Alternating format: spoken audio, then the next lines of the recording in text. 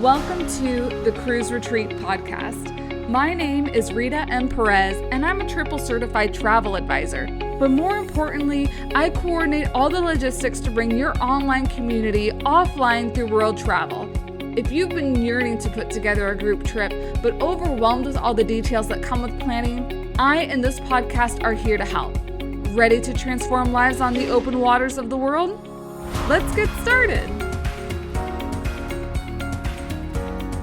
Hello everyone. If you saw my stories, welcome to my little experiment. I'm going to try going live every week and then putting this audio clip onto the podcast. I think this is going to be more beneficial to everybody involved. Hi everyone. Hello.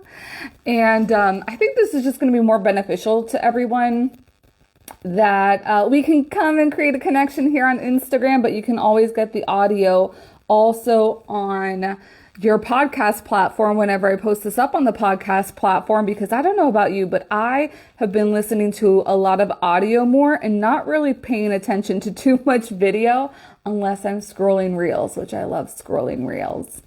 But let's get into the meat of what I wanted to talk about today, which is how do you even get started with retreat planning? And, as a retreat planner, as a travel advisor, there's simple questions that I never really, I overlook because it's so close to me. But I was inspired, especially with this title, from someone else that just wrote a similar thing. I'm like, I didn't even know that's how I could start whatever she was offering.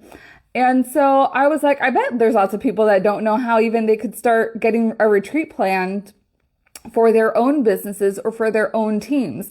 So if you do not know me, my name is Rita M. Perez, and I am a travel advisor, and I specialize in retreat planning for team leaders and business owners to bring their communities on board ships to host their retreats. So I do things quite differently than other retreat planners and travel advisors do. And so I guess what I would say, the first step in that retreat planning process is that you need to decide what your goals for that retreat are going to be. Because without knowing what your goals are going to be, you can't even figure out what your location is, which I think is the number 2 thing that you need to do. And when I say that, so I'll take myself as an example. I have 2 big retreat ideas that I personally want to host. One for my clients who are CEOs in their own businesses. And then I also want to host retreats for people who are in the travel business community to help improve their travel businesses. So one of the things that I look back on is, for those separate things, what do I want to do as part of that retreat? Is this going to be a lot of networking, commingling? Are we just getting away to relax because we need a vacation? Are there certain points that these business owners that I'm working with need to know? And so I'll go with the 2 ideas that I have for my travel business community to help show you how this could work even with your own businesses. So one of my first ideas is to do something in regards to strategic planning. So this would be towards the end of the year, but not totally at the end of the year. And that strategic planning, I feel, is going to take a little bit more time than some other types of goals when you're thinking about retreat planning.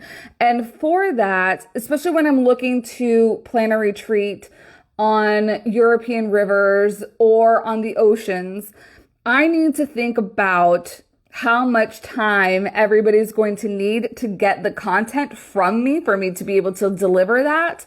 How much time I want to give either in a small group setting to do coaching post that. How much time that I want to give people so that they're exploring and that they're marinating off of the content that I have just delivered. So thinking of those factors it's kind of like, how much time do you need to deliver the content? Do your people need to kind of like absorb that content and ask questions? And then how much time do they need to be able to implement? Or is implementation even a factor that you're interested in when you are hosting a retreat? Maybe you just want to give them the content, have some Q&A, and they implement on their way home or once they get back home and into the office.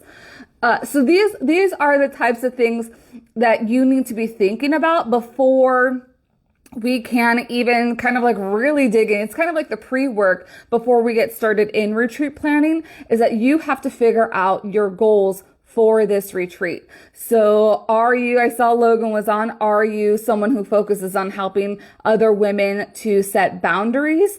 I feel like that's going to need a lot of downtime for people to like absorb and like really reiterate or really like try and they have gotten your content and they need time to see how that is going to work in their own lives. This could also be, maybe you're having a group coaching program, and as a prerequisite to that program, you want to invite them on a travel retreat.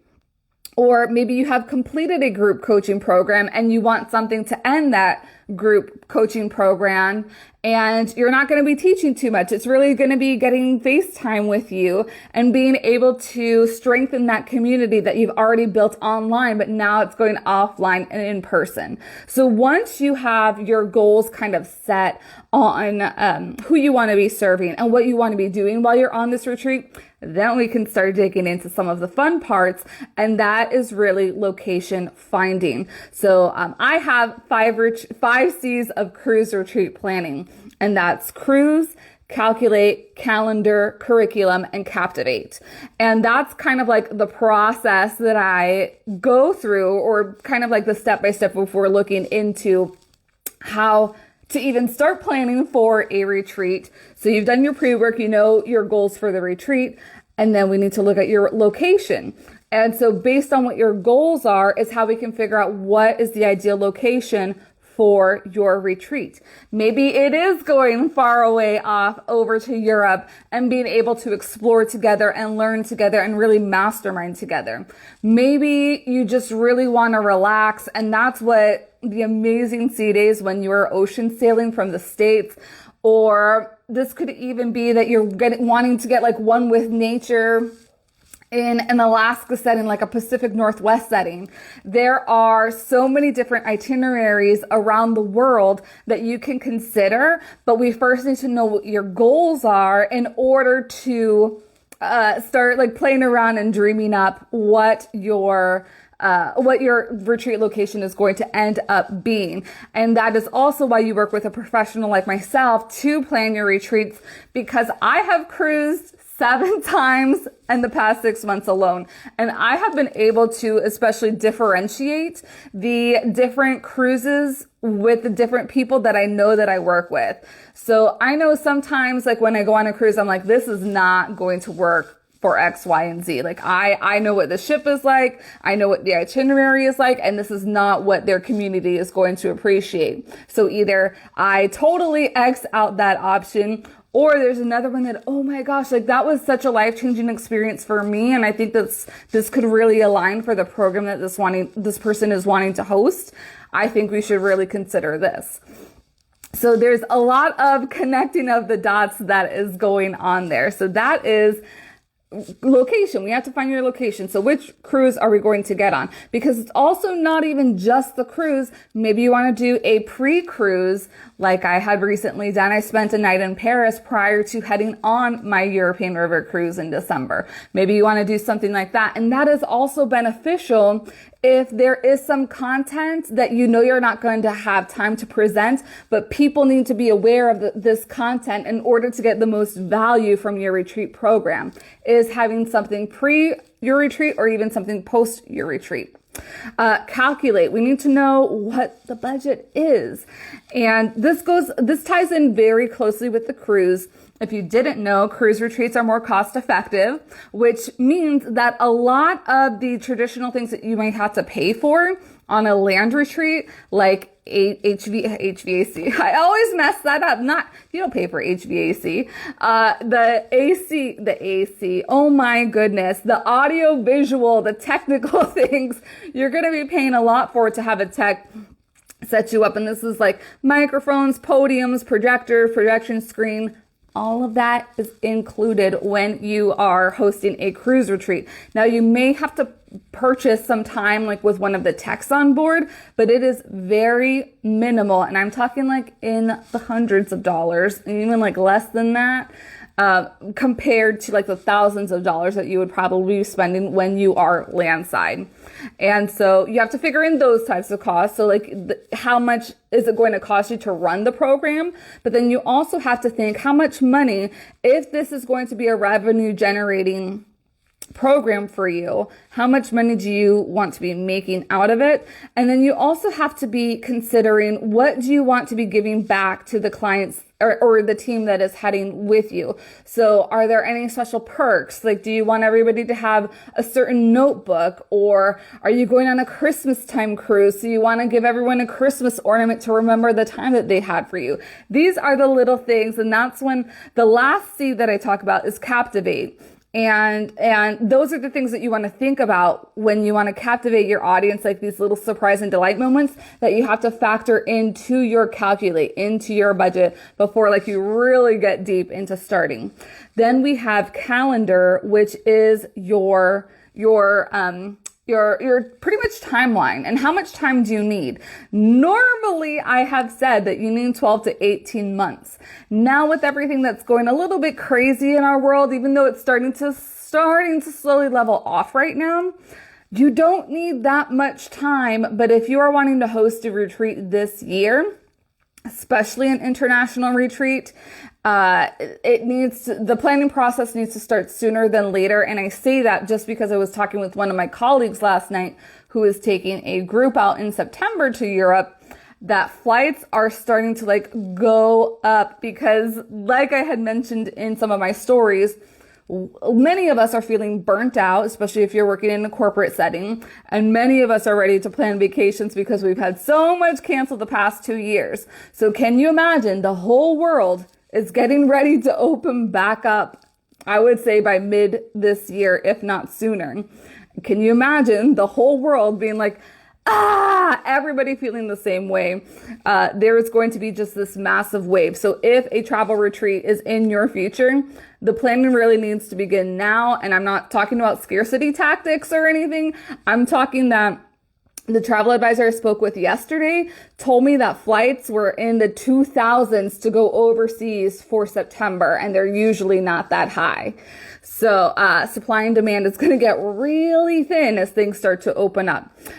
So that is planning timeline, our calendar. Then once we move into the planning timeline and we're checking off major things that have to be going on, we get into curriculum. So, and this kind of ties in with your goals, the pre-work that you've done.